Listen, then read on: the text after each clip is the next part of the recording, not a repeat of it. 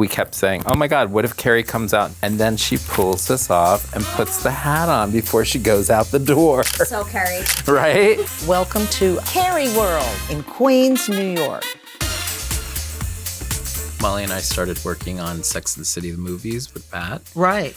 And then we've had 3 seasons of And Just Like That. In New York City, we see so much on the streets with individual style and fashion. Really, that's where we find a lot of our inspiration. I have to say for season 3, I was so inspired by John Galliano's Mason Margiela show in February. True. It was so gorgeous, and it really turned the fashion world, I think, on its head. It's what everybody was talking about. We are like vampires looking for fresh blood to Basically, right now, what you're seeing is where we keep each of our main characters. So if you kind of look around, you can kind of visualize, you can start to see kind of each character sort of come alive and what the closet is that's here. We do a shopping trip before we start each season. So this year we went to London to shop. We also happened to be there for London Fashion Week. We basically build their closet, and then from there, when we have our first fitting, we start to slot the looks together with what's written in the scripts as far as the outfit changes. It's about 9 to 10 outfits per episode. It's really, really script driven, of course. We know a little bit of the story arcs. We knew we were shooting a lot in summer. So I think one mistake we did was we pulled a lot of wicker bags and we started, burning out on them. This is one of the wicker bags that didn't make it. So if you can imagine if this didn't make it, what did? What didn't make it? I think it's very easy to shop for each of them because they have their own lane and it's so defined. They're not the kind of friends that shop in each other's closets, that's for sure. This is Carrie's closet. Not the one they shoot on set. Not the one they shoot on set. When and where were you planning to wear this?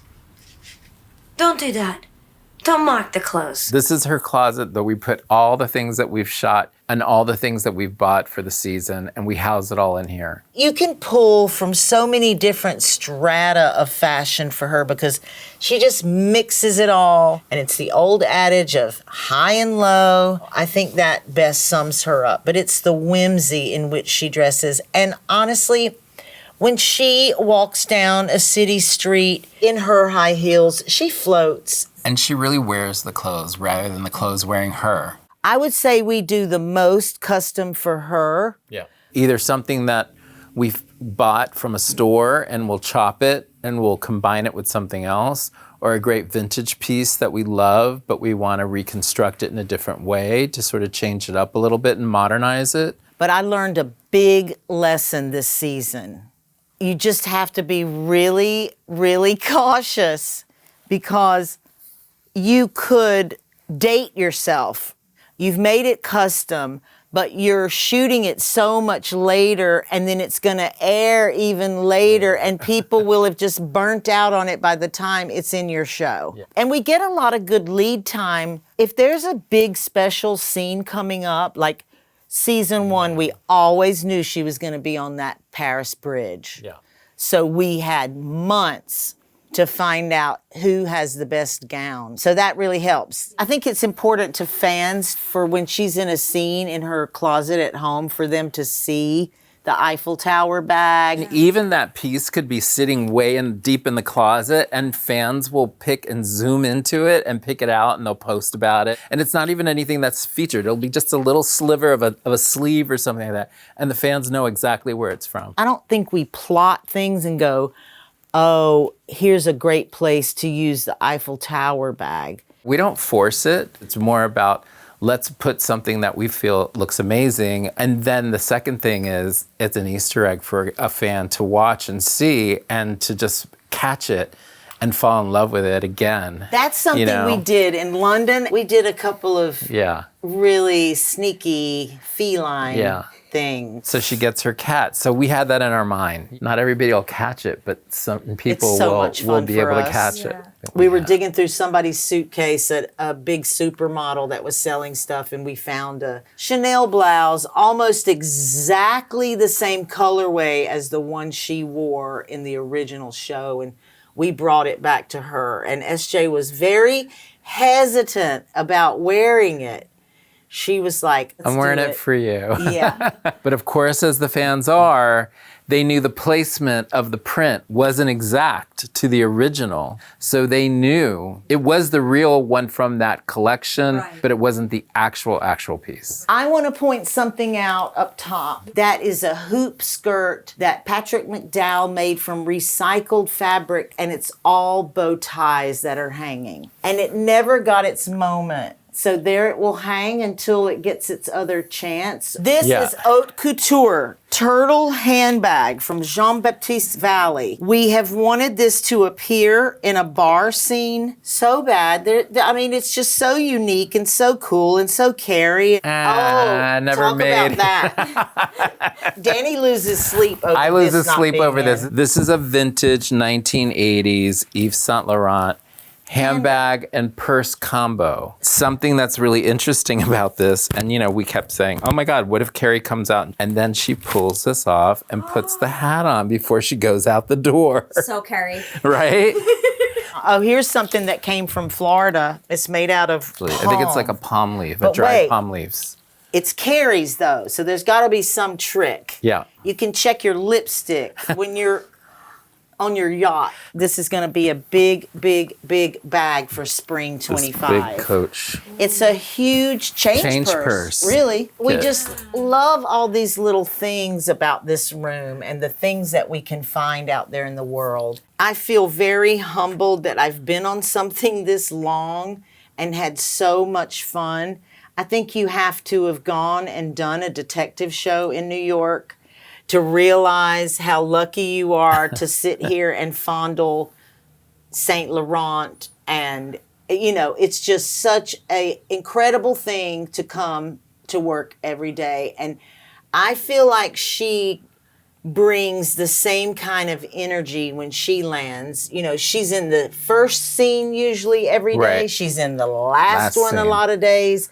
And she creates an environment where we really want to do our best. And I think for her and for us, we're as excited that she's going to be excited when she sees something in the room That she hasn't seen that sometimes. she hasn't seen. Because she's We very get educated. excited about it, and then we know that she's going to be excited to see it, that we could actually bring something into her that she hasn't seen before. Right. And it could be something that, like I said, could have just come off of the runway or hasn't come onto the runway yet. Right. It's the thrill of it. I told her today, actually, you really spoil us because it's odd to work with someone who's so invested. And she texted and really said, is. I think you got it wrong. You spoil me. Because we just sent 7 shoe choices. Right. You can take me out of Manhattan, but you can't take me out of my shoes. Miranda's palette came a lot from Michael Patrick King, who really likes to reference Katharine Hepburn, which is tailored, kind of menswear, a high-waisted men's pant, structured blouses. Yeah. Michael Patrick King loves her in a jumpsuit. Earth tones because of her red hair. Even when she had silver hair, which was in season 1, Right. we really could put her same kind of red hair clothing on her because it just popped. She Believe loves it or not, to pick out her jewelry.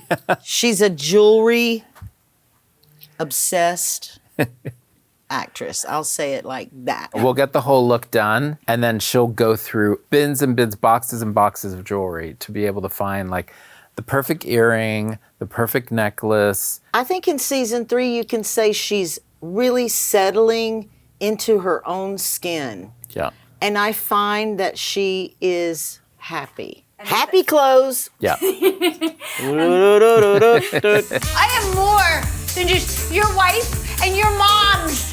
She's got a very classic color palette, I would say. She's great in black and white. We love to put her in all different tones of pinks.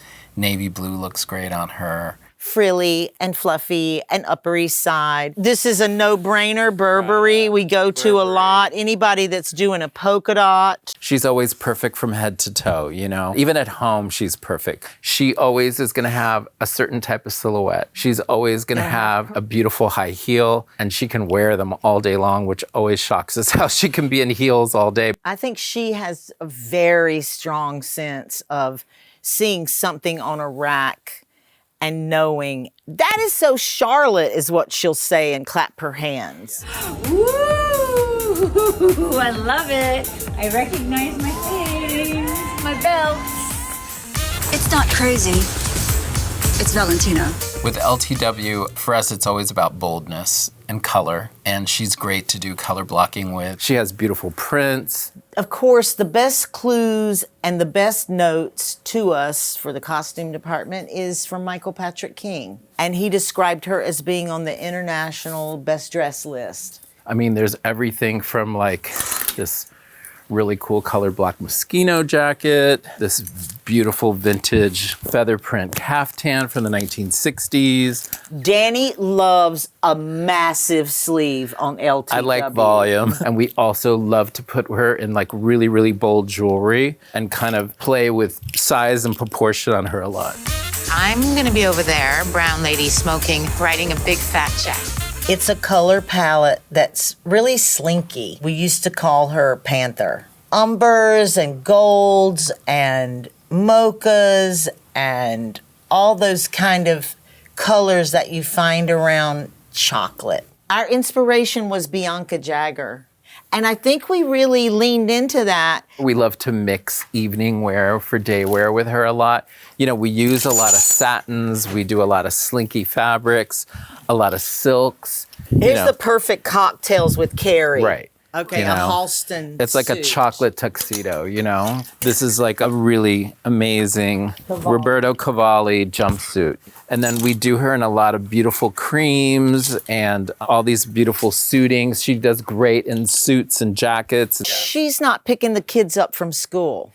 She's a high-powered real estate agent. So she is out in the mix of New York. This is our tailoring shop. Some of the mannequins that we have in our tailor room are form-fitted and custom-made for the actors. Everything that we have, we do in our fitting rooms when we're doing the ideas of the stuff. And then everything comes back here and actually starts to get put together. Whether we're chopping something up, adding different trims on it, if we're making bows, if we're Change gonna the add, buttons. it all comes through here. I'd love for people to think that it's just you and I. But there's no way. It's such a big endeavor, and we just love it so much. And we work with wonderful people that want it to get to set and camera the best it can be. Just here, it's got to be about 25 people. But then there's costumers for each one of the actors. And the three main girls have their personal dressers. So on top of just our office, which is like tailors and PAs and coordinators and accountants and things like that are just in our department. And then besides this office, we have another wardrobe room with extra things in it. And then we have all the background. Yeah, and then we have two semi-trucks, one just for background. And then we have all the main characters in another truck with our supervisor that sits there and puts everything together and makes sure that everything is in order for the day of work. This bag is what we use to put all of the actors' outfits in. And everything is bagged with the accessories and the shoes, and everything goes inside of here along with detailed notes on everything and how it's supposed to be worn, the scene number that it's on. So when a costumer comes, they know that it's all here. They put together, they take it out, they steam it, and they prep it, and then they take it to the actor's trailer, and that's what they're going to be wearing for that day. They call it Fort Gorgeous. You see it? Fort Gorgeous. The return room, which without these folks in here, we would be over budget or people would be begging for their pieces back and we would be in trouble. This is really important. Like I said, it's not just Danny and I running around town shopping or shopping online. You know, it's a village. It's just so inspiring to be able to come to work and just have the freedom to be able to create. And it's really MPK that we're working with directly to show him and to have his openness to want to have us be creative and want us to bring something new to the camera that people haven't seen before. And I think that excites everybody. You know, it's just really an open forum and you feel as if you can discover things together, pitch a crazy idea, see if it works. It's very, very free. We are really protected by Michael Patrick King. We really are. No one votes on the coast.